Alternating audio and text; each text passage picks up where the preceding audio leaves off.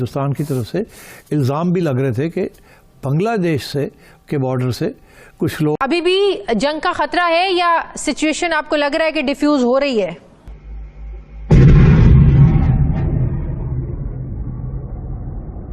24 घंटे में हिंदुस्तान ने पृथ्वी 2 और अग्नि 1 नाम की 2 शॉर्ट रेंज बैलिस्टिक मिसाइलों की टेस्टिंग की है, तो आकाश प्राइम नाम के डिफेंस सिस्टम ने भी अपना टेस्ट पास कर लिया है। अब नाज़रीन इकराम, हुआ यह है कि इंडिया ने उससे पहले ही इंडिया ने क्या किया जी, इंडिया ने बैक टू बैक टेस्ट किए हैं पृथ्वी 2 और अग्नि 1 शॉर्ट रेंज बैलिस्टिक मिसाइल्स के। लेकिन अगर बॉर्डर को उन्होंने कंट्रोल ना किया और वहां पे हिंदुओं के साथ मिसाइल जारी रहे, तो इंडिया के पास कोई अदर चॉइस नहीं होगा कि उसको सख्ती के साथ डील किया जाए।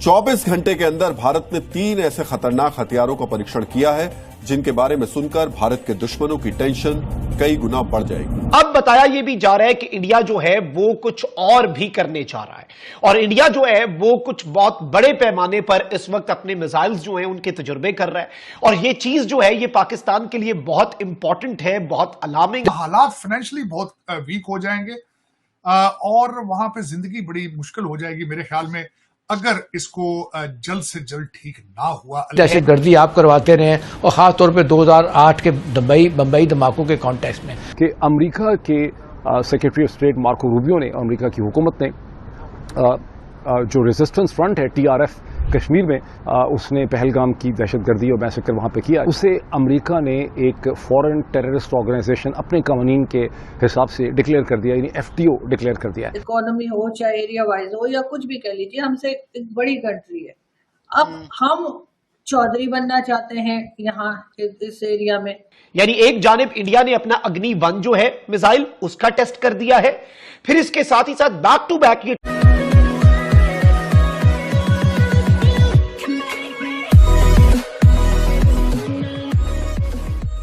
नमस्कार दोस्तों, अब यहाँ पर बात हो रही है भारत की कि भारत ने पिछले दिनों एक साथ में 3 जो मिसाइल से उसका परीक्षण किया, सफल परीक्षण।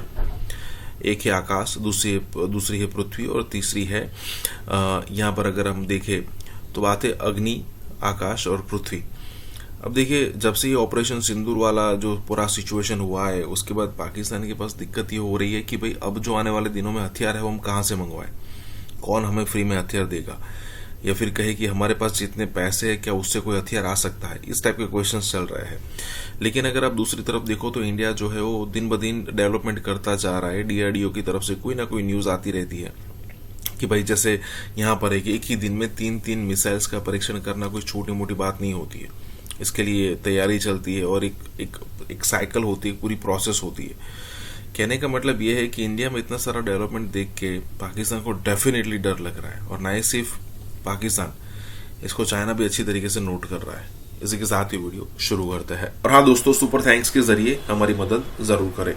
नाज़रीन इकराम, कल बेसिकली इंडिया ने एक नोटम जारी किया, और नोटम ये जारी किया, इंडिया ने डिक्लेयर किया no fly zone bay of Bengal जो है उसके ऊपर। और जब इंडिया ने ये किया तो उसमें 28 से बेसिकली 31 जुलाई जो है उसका भी इन्होंने टाइम दिया है, और रेंज जो है वो 475 किलोमीटर की इंडिया ने दी। इससे ये चीज समझ आ रही थी कि अब्दुल कलाम आइलैंड जो है उससे कोई मिसाइल जो है वो फायर किया जा सकता है, उससे कोई मिसाइल जो है वो आ सकता है, और कोई टेस्ट किया जा सकता है। मिसाइल्स का टेस्ट जो है वो इंडिया ने करना है।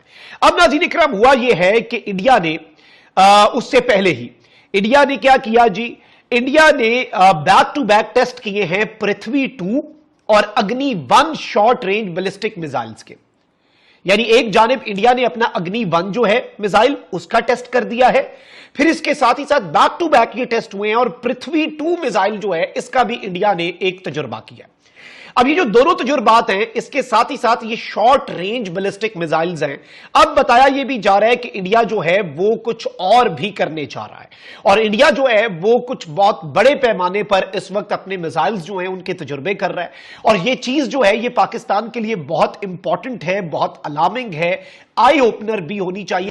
उन्होंने एक बार उनसे पूछा गया था कि पाकिस्तान को हिंदुस्तान के साथ कैसे रहना चाहिए, तो उन्होंने कहा था ऐसे ही छोटा भाई बड़े भाई के साथ बिहेव करता है वो बिहेव होना चाहिए पाकिस्तान का। अब भारत हमसे बड़ी कंट्री है, हमारे जितनी किसी भी चीज को अगर देख लीजिए, चाहे इकोनॉमी हो चाहे एरिया वाइज हो या कुछ भी कह लीजिए, हमसे एक बड़ी कंट्री है। अब हम चौधरी बनना चाहते हैं यहाँ इस एरिया में, तो हम बिला वजह उनसे पंगे लेते रहते हैं। और अभी तक मैंने तो नहीं देखा कि भारत की तरफ से कभी ये कोशिश की गई हो या ये कहा गया हो कि वो किसी इस हिस्से के पाकिस्तान के कब्जा कर लेंगे। लेकिन हमारे यहाँ से बार बार गज़वा हिंद की आवाज उठती रहती है, हम बार बार ये तमाम बातें करते रहते हैं। और उससे लगता तो मुझे यही है कि हम अमन नहीं चाहते, हम कहीं ना कहीं भारत के साथ चाहते हैं कि हमारी टेंशन बनी रहे। हाँ, बहुत ज्यादा लंबी भी ना हो कि हम न्यूक्लियर वेपन्स तक पहुंच जाए, लेकिन एक लड़ाई, एक झगड़ा, एक दुश्मन जिसे हम कह सकें, उस शक्ल में हमें भारत चाहिए। क्योंकि अगर बाकी कंट्रीज को आप देखें, चाहे ईरान हो या अफगानिस्तान हो, उसके साथ हमारे इस तरह के रिलेशन हम नहीं करते और ना ही हम उन्हें दुश्मन में गिनते हैं। इस्लामिक टच आ जाता है, इस्लामिक कंट्रीज का दोनों तरफ से आ जाता है, तो इसलिए हम नहीं वो बोल पाते। लेकिन भारत क्योंकि इस्लामिक कंट्री नहीं है, तो हम उसे दुश्मन भी गिन लेते हैं, हम उसको बुरा भला भी कह लेते हैं। और ऐसा करने से कई लोग जो कि मुल्क को चलाते हैं या कंट्रोल जिनके हाथ में है, उनको फायदा होता है।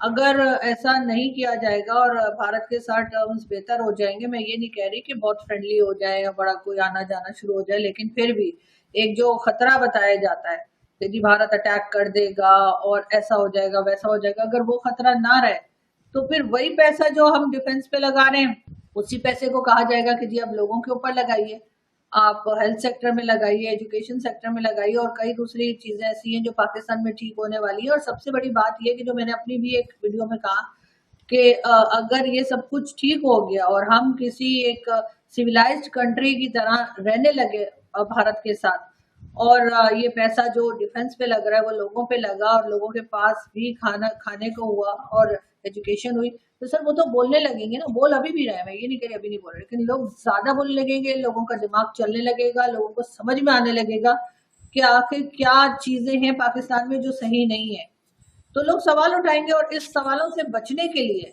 मुझे लगता है कि इन्होंने एक दुश्मन जो है वो बना के रखा है।